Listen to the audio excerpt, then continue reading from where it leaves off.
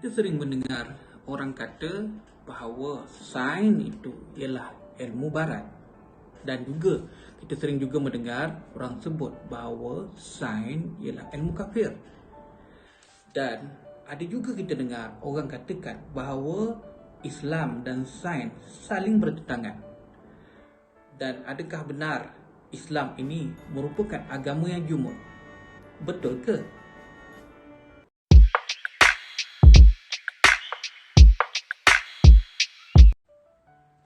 Hai, Assalamualaikum warahmatullahi wabarakatuh.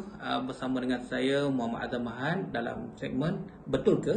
Jadi pada hari ini kita akan membicarakan satu topik yang saya rasa sudah cukup lama dah orang sering perdebatkan dan melabelkan hingga wujudnya persepsi adanya ilmu barat dan juga adanya ilmu Islam, ataupun ada yang menggelarkan bahawa adanya ilmu kafir dan juga ada ilmu Islam. Jadi polemik ini dia telah berlalu sejak sekian lamanya. Antaranya ada beberapa faktor yang menyebabkan berlaku yang kita akan bincangkan pada kali ini. Dan seterusnya kita juga akan melihat mengapa isu ini sering terjadi. Kenapa adanya tanggapan bahawa Islam itu mesti dikaitkan dengan menolak kemodenan, bercanggah dengan sains, manakala pula sains itu pula sering dikaitkan dengan moden, sering dikaitkan dengan bersifat independen. Adakah benar persepsi ini dan mengapa ia terjadi, dan apakah ataupun bagaimanakah tindakan yang boleh kita ambil bagi memastikan salah faham ini berjaya kita uraikan? Baru-baru ini kita digemparkan dengan satu fenomena yang fenomena ini bukanlah fenomena yang pertama kali berlaku, tetapi seringkali apabila berlaku saja fenomena alam seperti ini, kita akan kaitkan dengan kita menolak wujudnya sains di situ. Fenomena yang saya maksudkan di sini ialah di mana planet Zorah berada berhampiran dengan bulan, ataupun ramai yang viralkan video tersebut dengan mengatakan ia sebagai satu fenomena bintang berekor dan dikaitkan dengan ad-dukhan, di mana tanda-tanda kiamat yang terusnya ada juga fakta yang dilihat di media sosial yang membuat perkiraan bahawa tempoh untuk berlakunya kiamat daripada tempoh kelahiran Nabi Muhammad ialah sekitar lagi 50 lebih tahun lagi. Dan selain itu pernah juga berlaku fenomena seperti kuruh yang berpanjangan, yang di mana juga ada juga golongan agama yang mengaitkan hal tersebut terus pada hal berkaitan dengan kiamat tanpa melihat di sudut sains. Bukanlah kita kata bahawa semua yang berlaku ini tidak ada kena-mengena dengan agama, tetapi Islam itu dia bersifat syumul. Dalam hal-hal tertentu ada penjelasan-penjelasan yang berkaitan dengan akal, berkaitan dengan sains, di mana mereka sebenarnya tidak ada percanggahan pun. Dan pernah juga berlaku sekitar beberapa tahun yang lalu apabila ada seorang ustazah ataupun pendakwah terkenal bila mengaitkan anak yang minum susu daripada haiwan ataupun daripada lembu ni akan memiliki DNA lembu hingga menyebabkan tingkah laku dan perangainya mempunyai sifat-sifat yang hampir sama dengan haiwan tersebut. Jadi apabila perkara ini berlaku dan diviralkan di media sosial, maka ramailah golongan-golongan yang mahir berkaitan dengan sains memberi penjelasan bahawa seperti contohnya berkaitan dengan astronomi, di mana memang peredaran dan memang itulah bukti kebesaran Allah apabila Allah telah menetapkan bahawa setiap bintang, setiap planet ini ada paksinya dan mereka beredar mengikut paksi. Jadi apabila diberikan penjelasan dari sudut sains ini, maka ada jugalah yang menolak, menyatakan bahawa golongan yang berpegang pada fakta sains ini dia merupakan orang yang menolak fakta agama. Dan begitu juga tentang berkaitan dengan tanda-tanda kiamat, berkaitan dengan DNA tadi. Bahkan dulu ada lagi isu yang berkaitan dengan planet ini bersifat rata, flat, kerana mengambil daripada ayat Quran, menyatakan Al-Quran menyebut bahawa bumi adalah hamparan. Maka semua ini menunjukkan seolah-olah seperti agama Islam ini bercanggah daripada sains.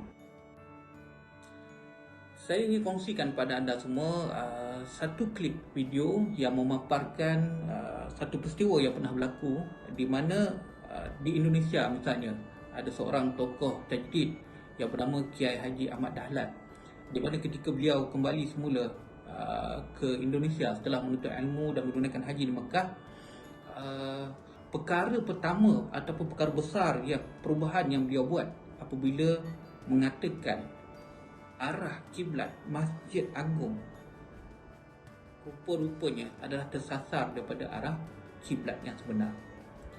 Dan untuk membuktikan hal tersebut, Kiai Haji Ahmad Dahlan telah memanggil para ulama, para ilmuwan yang berada di sekitar kawasan tempat dia tinggal untuk berbincang dan memberi penjelasan mengapa beliau mengatakan bahawa arah kiblat ini adalah salah.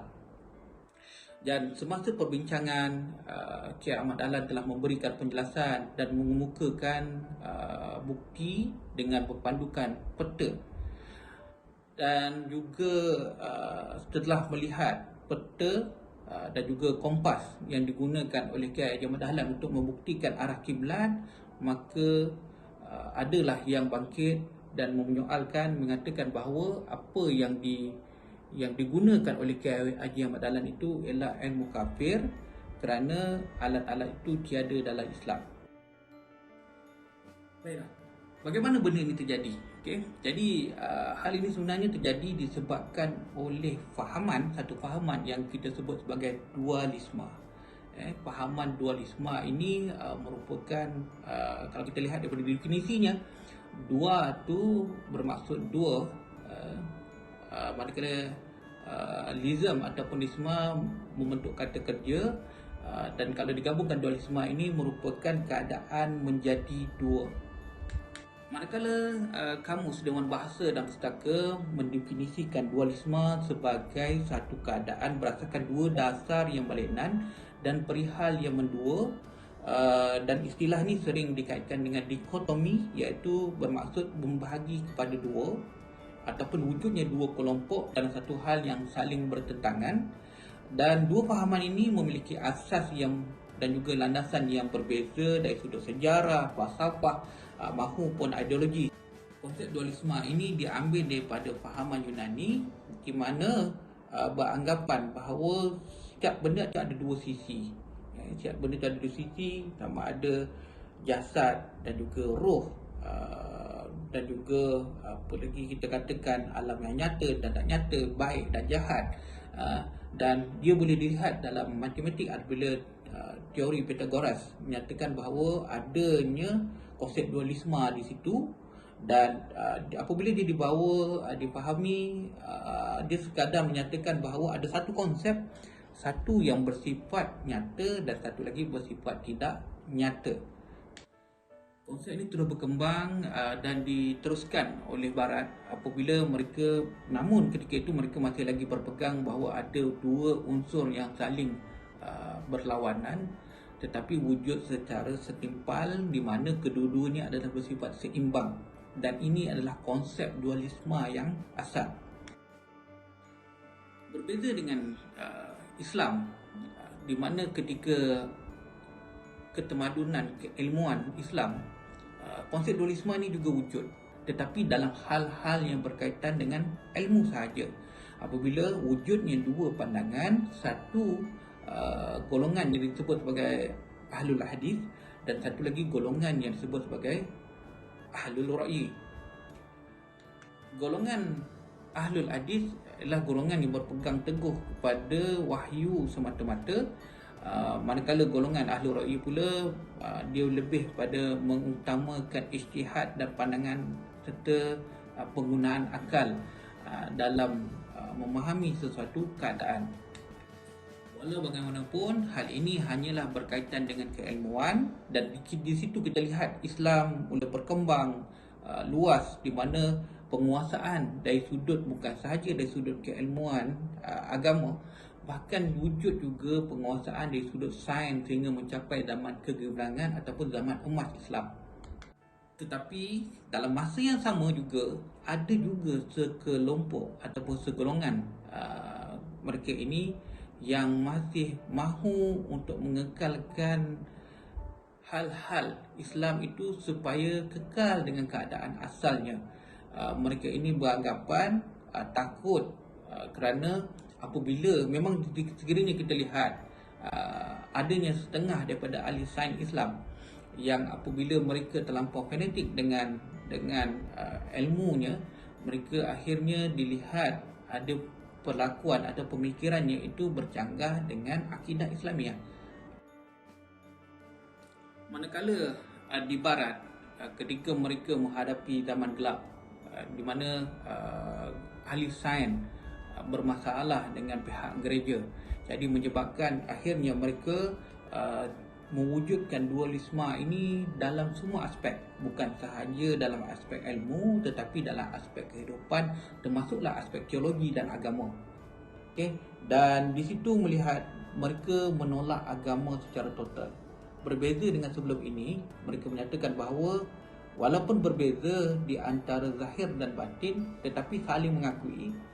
Tetapi dengan fahaman yang baru ini, mereka menolak terus agama dan mereka memisahkan hal-hal agama daripada kehidupan seharian. Dan ini telah mengubah world view masyarakat ketika itu dan disebarkan melalui penjajahan.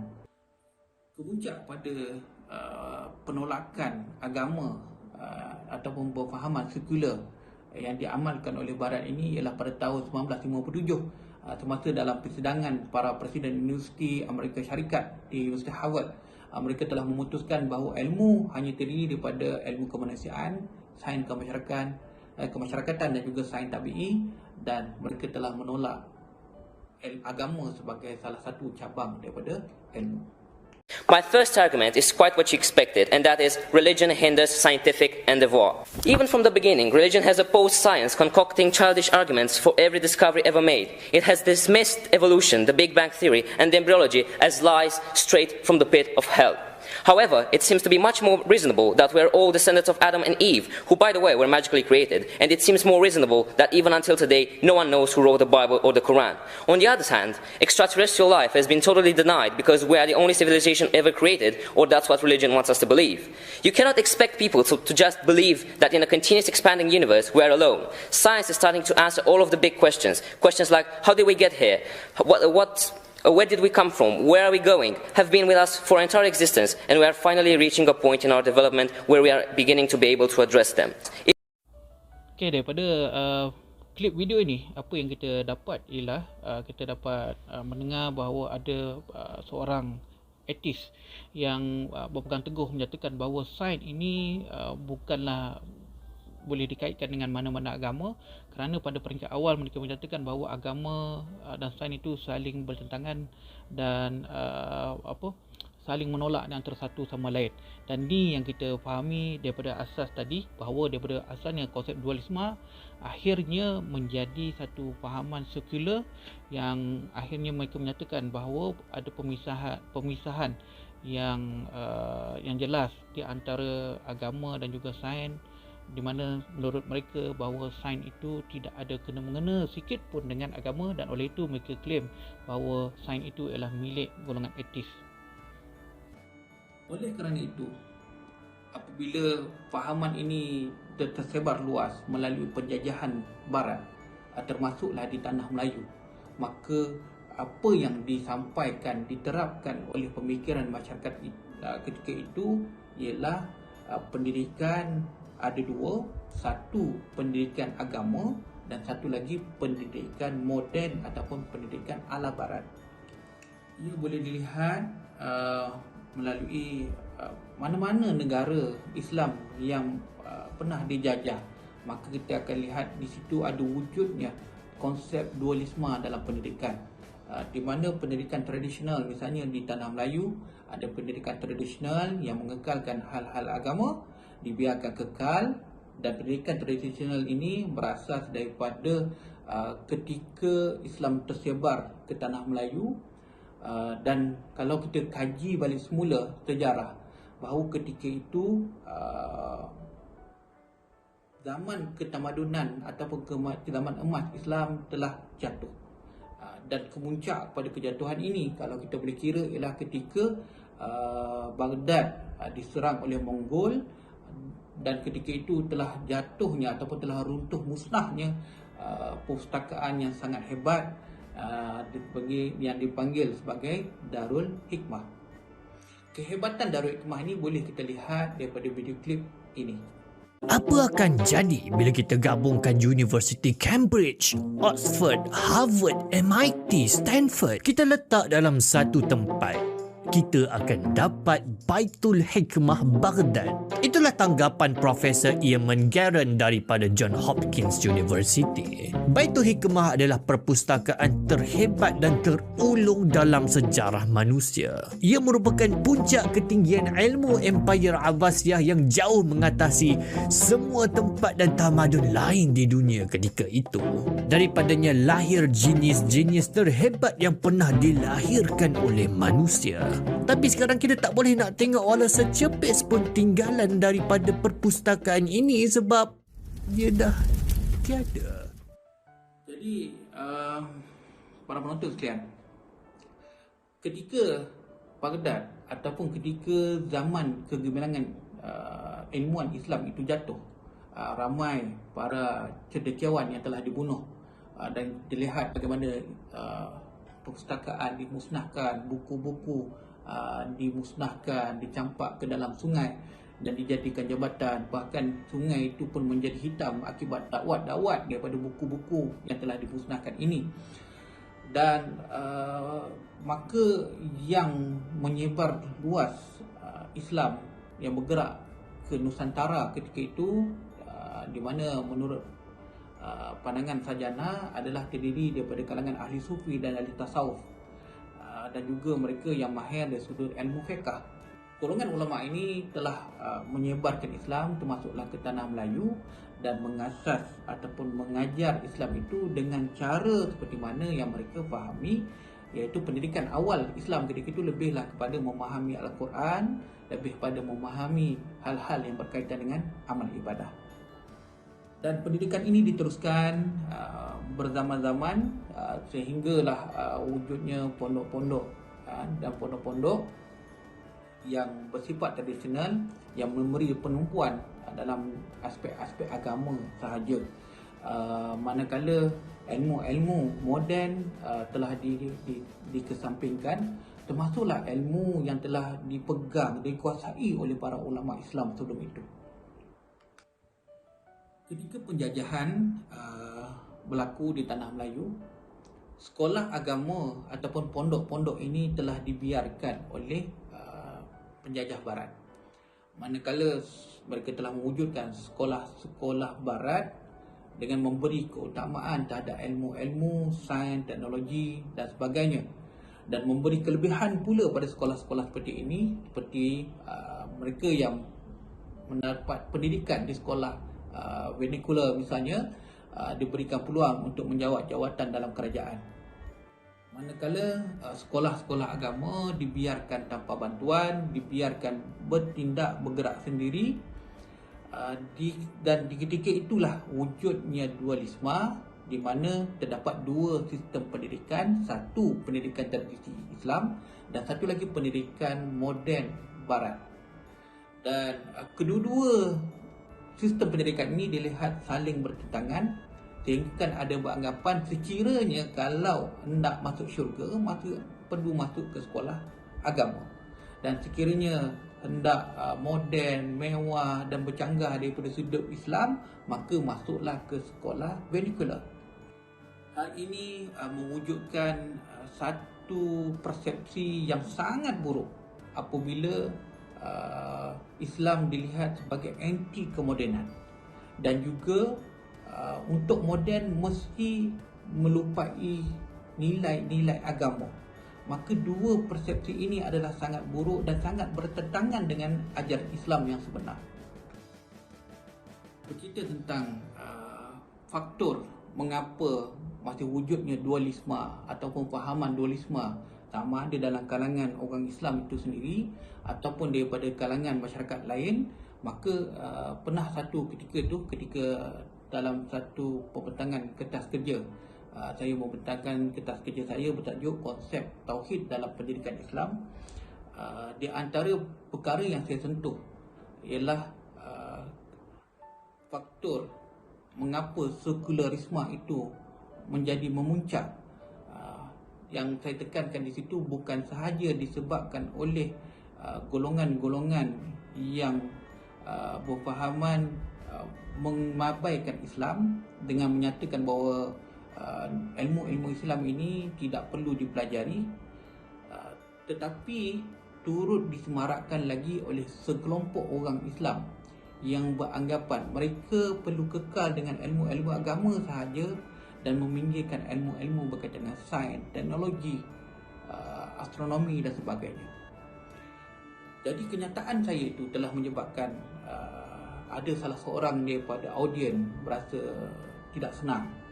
Ketika itu beliau menyatakan bahawa beliau tidak bersetuju dengan apa yang saya sampaikan, bahawa sekularisme juga disemarakkan oleh golongan Islam yang menolak ilmu-ilmu yang dikatakan sebagai ilmu-ilmu barat. Saya berpegang pada fakta bahawa ketika itu pondok-pondok tidak mengajar ilmu-ilmu yang bersifat sains teknologi, di mana masyarakat ketika itu merasakan secara faktanya bahawa ilmu-ilmu ini tiada kaitannya dengan Islam seperti mana yang saya telah nyatakan tadi. Dan akhirnya beliau bersetuju. Beliau menyatakan cuma kenyataan tadi tu mungkin boleh mengguris orang.